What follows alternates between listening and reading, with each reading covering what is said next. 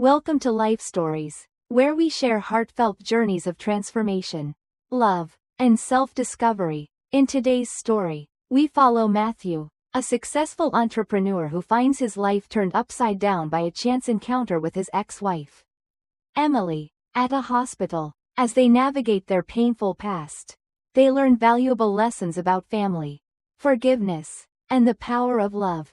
Join us as we explore how one unexpected moment can change everything and lead to healing, growth, and new beginnings. Subscribe to our channel to begin today's story with Life Stories. My name is Matthew Anderson, and I had always thought of myself as someone who could handle just about anything. I had built a successful business, worked tirelessly for years, and, for the most part, kept my emotions in check. But that day, when I stood at the top of St. Joseph's Hospital, surveying the sprawling city of Boston below me, nothing had prepared me for what was about to unfold. It was a chilly morning, the kind where you could feel the bite of the wind, even from the comfort of my office. As I adjusted my tie, I glanced out at the skyline. My mind was preoccupied with numbers, plans, and all the logistics required to bring my latest project to life. We were embarking on a $15 million renovation at St. Joseph's, one of the most esteemed private hospitals in Boston. The transformation would turn the hospital into a beacon of modern care. And in the process, it could elevate my construction business to new heights. Matthew, my secretary's voice broke through my thoughts. I need your signature on these documents so we can kick off the project for the new wing of the hospital. Her words were a reminder that time was ticking. I glanced at the pile of paperwork on my desk and nodded absently. Place them on my desk. I'll look over them shortly.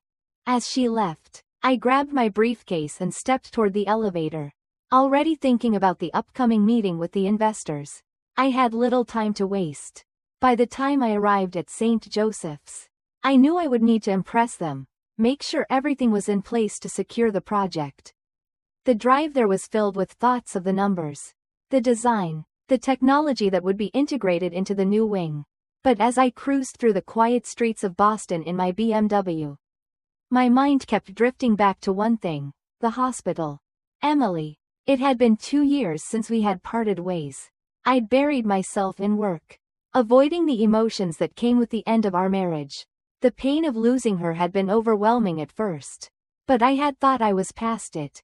After all, I had built a new life, a successful life. Still, as I thought about the new wing we were creating, something that would change the lives of so many people, I couldn't help but wonder what Emily was doing. Would she even recognize the person I had become? Or had she changed too? As I pulled up to the hospital, Carmen, my assistant, greeted me at the entrance. The investors are waiting for you in the meeting room on the 3rd floor. Dr. Jacobs has asked that you visit the areas designated for the new wing before you begin the presentation, she said, walking beside me through the hallways. I sighed, frustrated. Can't we just go straight to the meeting? I've got a lot of ground to cover today. But Carmen, ever the professional, was not easily deterred. Dr. Jacobs is insistent. He wants to ensure that you visualize the entire project before discussing it. It's important, Matthew. Reluctantly, I agreed, and we made our way through the sterile corridors of the hospital. It wasn't long before we arrived at the maternity wing. As we stepped into the area, the scent of antiseptic filled my nostrils, evoking a sense of unease. The air was thick with memories I had tried to bury, memories of when Emily and I had lost our child. Years ago. And then, I saw her. Emily was standing beside a crib, cradling a tiny newborn in her arms. She wore a nurse's uniform, her brown hair pulled back in a simple ponytail. Her smile was gentle, the kind of smile that only a mother could wear, and she gazed lovingly at the child in her arms. In that moment, time seemed to freeze. I could feel my breath catch in my chest, my heart thundering in my ears. I hadn't expected to see her here. I hadn't expected to see her holding a baby, someone else's baby. The image hit me like a punch to the gut. And for a moment, I was paralyzed, unable to move. Emily's eyes lifted from the baby, and our gazes locked. A connection that had been dormant for 2 years surged to life. As if no time had passed at all. She looked at me for a moment. And then, almost instinctively, she pulled the baby closer to her chest, as though shielding him from my gaze. "Matthew," she murmured softly, her voice carrying a note of surprise. "What brings you here?" I forced myself to speak, my voice barely above a whisper. "I'm working on the new wing." My words faltered as I glanced at the baby, struggling to contain the flood of emotions that had suddenly overtaken me. Is it yours?" The question came out, thick and heavy, as though I couldn't quite bring myself to believe it. Emily shook her head, her eyes softening with an emotion I couldn't place. "No, Matthew. He's an abandoned baby. They found him this morning. At the hospital's front door." A weight lifted off my chest.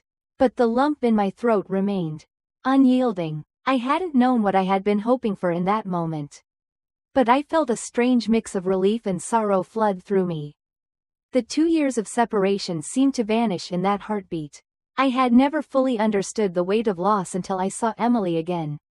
And there, in that moment, standing before her with the baby, I realized just how much of my past, our past, still lingered, waiting for me to acknowledge it. "Matthew." Carmen's voice broke the silence, bringing me back to the present. "The investors are waiting. We need to go." I cast one last glance at Emily, who had turned her focus back to the baby in her arms. "We need to talk," I said quietly, my voice thick with emotion. "There's nothing to talk about," Emily replied without looking up. "We covered everything 2 years ago." I felt a pang of frustration in my chest. There were so many things I wanted to ask, so many things I needed to understand. But the moment passed, and with a sigh, I turned and followed Carmen down the hallway, leaving Emily and the baby behind, but carrying with me the weight of unanswered questions. The meeting with the investors felt like a blur. I was there physically, of course, but my mind was far away, wandering back to the maternity wing. The presentation went well, or at least, I convinced myself it did. The investors were pleased with the renovation plans for the new wing. We discussed the state-of-the-art technology, the expansion of the neonatal unit, and the ways the hospital would be able to provide better care for its patients. But all I could think about was Emily, cradling that tiny, abandoned baby. After the meeting, Carmen noticed my distraction. "Matthew, are you all right?" she asked, her voice laced with concern. I forced a smile, the weight of the emotions I was carrying far too heavy to let anyone see. "I'm fine, just a little tired," I replied, but even I knew that wasn't the truth. How could I explain to Carmen the confusion swirling inside me? How could I put into words the strange sense of regret and longing that seeing Emily with Lucas had awakened? I needed space to breathe, to think. I told Carmen I needed a moment and headed to the restroom. I stood in front of the mirror, staring at my reflection as if I could somehow unlock the answers to the questions that had been building inside me. The man who stared back at me was no longer the confident, self-assured entrepreneur I once knew. His eyes were tired, his shoulders hunched from the weight of decisions I hadn't fully processed. The reflection was foreign. I had spent the last 2 years convincing myself that work was all that mattered, that success and achievement could fill the hole left by Emily's absence. But standing there, looking at the man in the mirror, I knew that was a lie. I had run from the pain, burying it under layers of work and achievement. But seeing Emily again, holding Lucas in her arms, brought everything to the surface. I realized, with a sudden clarity, how much I had lost, not just the child we never had, but also the connection we once shared. Emily had moved on. She had found purpose in her work. And me? I had been hiding from the reality that we weren't who we used to be. I left the restroom, determined to seek answers. I wasn't sure if it was for myself, for Emily, or for the baby who had unknowingly stirred something deep within me. As I walked back through the hospital corridors, I knew what I had to do.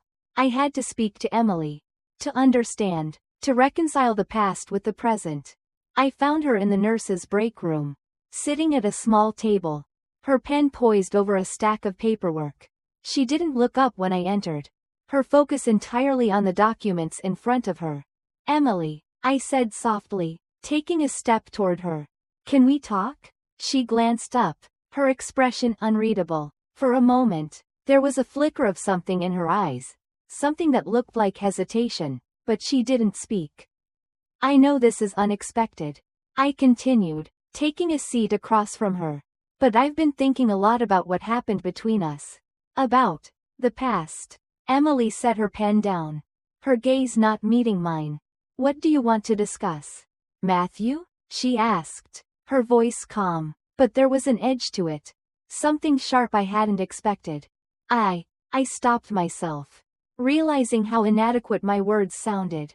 I was a coward, Emily. After we divorced, I didn't reach out. I paused, struggling to find the right words. I didn't do what I should have done. Emily's expression remained unchanged, but I saw the slightest tension in her shoulders.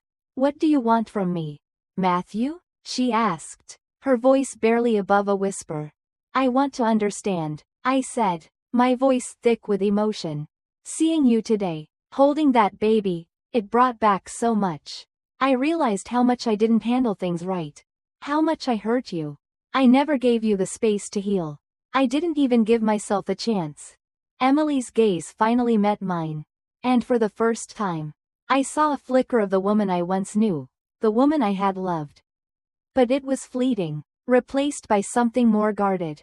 It's too late for that, Matthew, she said quietly. 2 years have passed. I've moved on. You should too. Her words stung, but they were true. We had both moved on. In our own ways. She had found purpose in her work. In caring for abandoned babies like Lucas. She had built a new life. Just as I had. But there was still something unspoken between us. Something unresolved. And in that moment, I knew that no matter how much time had passed, I needed to understand what had led us here. Why we had fallen apart. And why, after all this time, seeing her again still stirred emotions I had tried to forget. I understand, I whispered, my voice breaking. I don't want to disrupt your life, Emily. I need to know. For me. She exhaled slowly, her gaze softening. Matthew, sometimes we're not meant to fix everything. Some things, some people, are just meant to remain in the past. Her words hung in the air, heavy with finality, but as I sat there, staring at her, I realized something. She was right. There was nothing left to fix. The past couldn't be undone. What mattered now was how we moved forward. Separately, but with respect for the shared history that had shaped us both. With a final, soft glance, Emily rose from the table and left the break room, leaving me to sit there, lost in thought. The following days blurred into one another. My thoughts continually returned to Emily, to Lucas, and to the quiet but persistent sense of regret that had settled deep within me. As I spent hours in meetings with contractors and investors, discussing every detail of the hospital's renovation, I couldn't help but be distracted by the haunting image of Emily, standing in the maternity wing with the tiny, abandoned baby in her arms. I had always prided myself on being a man of action, a man who didn't get bogged down by emotion. Yet, here I was, unable to focus, unable to let go of what had happened. The new neonatal wing was coming along beautifully, and everything was falling into place. But it was hard to appreciate the success of the project when my mind was elsewhere. One afternoon, as the project neared completion, I met with Marita, the hospital's administrator, to discuss the final details. We were walking through the newly designed areas, making sure everything was up to code, when she brought up the issue of the abandoned babies wing. I've been thinking a lot about the section we're building for abandoned infants, Marita said, her voice thoughtful. It's something that's very close to Emily's heart, and I can see how much passion she has for it. I nodded absently, trying to concentrate. Yes, the plans are solid. The wing will include new incubators and specialized care for those babies. I'm sure it will make a difference. Marita paused, then added, you know, Emily has really grown over the past year. She's become one of our best nurses. She has a unique ability with children, especially with those who have been abandoned. I swallowed hard, suddenly feeling a sharp pang in my chest. I hadn't realized just how much Emily had changed, how much she had grown. And in some ways, it made me feel inadequate, like I was stuck in the past. While she had moved on, finding purpose and meaning in her work. She's been through a lot. Marita continued, her voice softening, and I think it's made her stronger. She's really dedicated to Lucas. You know, he's become like a son to her. The mention of Lucas hit me like a punch. I had seen Emily with him, but hearing someone else speak about her bond with the baby made it feel more real, more profound. In that moment, I realized that Emily had found a kind of peace, a kind of fulfillment, that I hadn't even begun to grasp. And Lucas was the catalyst for it all. That evening, as I sat in my office, reviewing the final plans for the hospital, I thought about the journey I had been on over the past 2 years. The pain of losing Emily, the empty space I had tried to fill with work and ambition, and the unexpected way my life had intersected with hers again. The baby, Lucas, had unwittingly become a symbol of everything that was left unspoken between us. The next day, I returned to the hospital to finalize some details with the team. As I walked down the corridor, I found myself heading toward the neonatal unit. It was as if something was pulling me there, a force I couldn't ignore. I saw Emily through the glass, sitting with Lucas in her arms. She was smiling, her eyes soft and tender as she whispered to him, rocking him gently. My heart clenched in my chest at the sight. I had never seen her so at peace, so sure of herself. She had become the mother she had always dreamed of being, just not in the way we had once imagined. When she looked up and saw me standing there, she didn't say anything at first. She simply nodded, as if acknowledging the moment we were both in. Then, she stood up, carefully placing Lucas back in his crib before walking over to me. "Matthew," she said quietly, her voice steady but warm. "We need to talk." I nodded, feeling the weight of everything that had transpired between us. "I know," I replied, my voice almost a whisper. We walked together, side by side, down the long corridor. As we made our way to a small office, I could feel the tension between us, the unspoken emotions that still lingered in the air. But there was also something else, something softer, something that felt like understanding. "Lucas is officially being adopted today," Emily said, her voice tinged with emotion. "I'm doing it, I'm making him my son." The words hung in the air, heavy with finality, but there was a quiet joy in Emily's voice, one that made my heart ache with a mixture of pride and sorrow. "I'm proud of you, Emily," I said, my voice thick with emotion. "You've made a beautiful life for yourself. For him." She smiled softly, her eyes filled with gratitude. "Thank you, Matthew," she replied. "It means a lot to hear you say that." We stood in silence for a moment, the weight of the past finally beginning to lift. I didn't know what the future held for either of us, but I understood something now. Sometimes, the most unexpected events can lead to the greatest transformations. Lucas wasn't just an abandoned baby. He was a reminder that life doesn't always go as planned. That sometimes, we have to embrace what's in front of us, even when it's not what we imagined. And that love, real love, has the power to heal, to forgive, and to create something beautiful out of the broken pieces. As I left the hospital that evening, I felt a quiet sense of peace settle over me. The renovation of the hospital was nearing completion, and so was the chapter of my life that had been defined by regret and unanswered questions. It was time to look forward, to embrace the future, with all its uncertainty and possibility. In the end, it wasn't just the hospital that had been transformed. It was me, and I could finally say, with certainty, that I had learned the greatest lesson of all. Love is not just about the ties that bind us by blood, but by the choices we make, and the way we choose to care for each other. As the days passed and the hospital's new wing was completed, a sense of calm began to wash over me. The building itself, with its sleek design and state-of-the-art facilities, was a testament to the work we had all poured into it. But it was the new life that filled the hospital, filled with hope, recovery, and second chances that truly made it special.